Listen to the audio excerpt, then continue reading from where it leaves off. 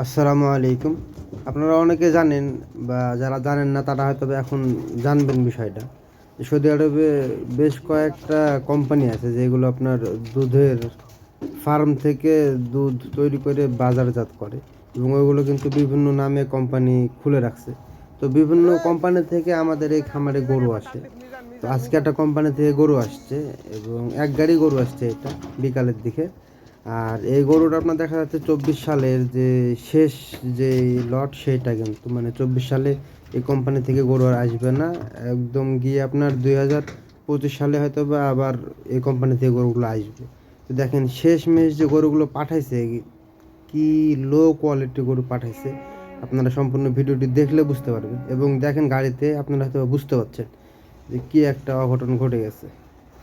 তো এত পরিমাণে লো কোয়ালিটি যেটা আপনারা যদি নিজের চোখে বিস্তারিত না দেখেন তাহলে বুঝতে পারবেন না, কারণ এখন তো গাড়ি থেকে নামতেছে, বিষয়টা ক্লিয়ার না দেখায় আপনাদেরকে। এই যে দেখেন এইগুলো কিন্তু আপনার ওই এক গাড়ি গরু আমরা নামানোর পরে ওজন করছি। ওজন করার পরে দেখা যাচ্ছে এখন এই যে আপনাদেরকে আমি একটা একটা করে হাঁটায় হাঁটায় দেখাইতেছি। দেখেন গরুগুলো কত লো কোয়ালিটি। এর ভিতরে দেখা যাচ্ছে দুইটা বা তিনটা যে দেখেন বসে আছে, এগুলো এগুলো মানে উঠতে পারে না এরকম একটা ব্যাপার, ঠিক আছে, এত পরিমাণে লো কোয়ালিটি।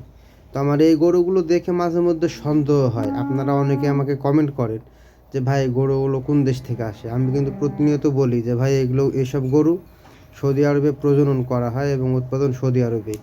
তো এইসব গরুগুলো দেখে আমার মাঝে মধ্যে মনে হয় যে আদৌ কি এইসব গরু সৌদি আরবে উৎপাদন করা হয়েছে নাকি বাইরের দেশ থেকে আনা হয়েছে। আমার মানে যে যতটুকু ধারণা বা এখানে যে যারা দায়িত্বরত অবস্থায় আছে তাদেরকে জিজ্ঞাসা করছি, তারাই বলছে যে না এসব গরু সব সৌদি আরবে প্রজনন হয়। মানে এতটুকুনি আমি সত্যটা জানি, মানে এর বাইরে আমার জানা নাই। তবে আমার মনে হয় যে গরুগুলো বাইরের দেশ থেকে আসে। নাহলে একটা বিষয় চিন্তা করে দেখেন, এত পরিমাণে দুর্বল গরু কিভাবে খামারে ওরা রাখে, তাই না? আবার হতেও পারে, বলা যাবে না, কারণ তাদের খামারে হাজার হাজার গরু, এক একটা খামারে দেখা যাচ্ছে 2,000 3,000 5,000 করে গরু থাকে। ওদের ওদের হিসেবগুলো আলাদা, কারণ ওদের যেহেতু দুধের সেক্টর, ওরা দুধ দহন করে। ওইসব গরু যেগুলো রিজেক্ট হয়ে যায় সেগুলো বের করে ফেলে দেয়।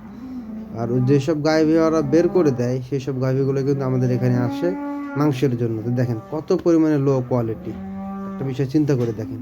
আর এটার কারণ হওয়ার মূল বিষয়টা হচ্ছে যে 24-এর শেষ গরু এগুলো এর জন্য।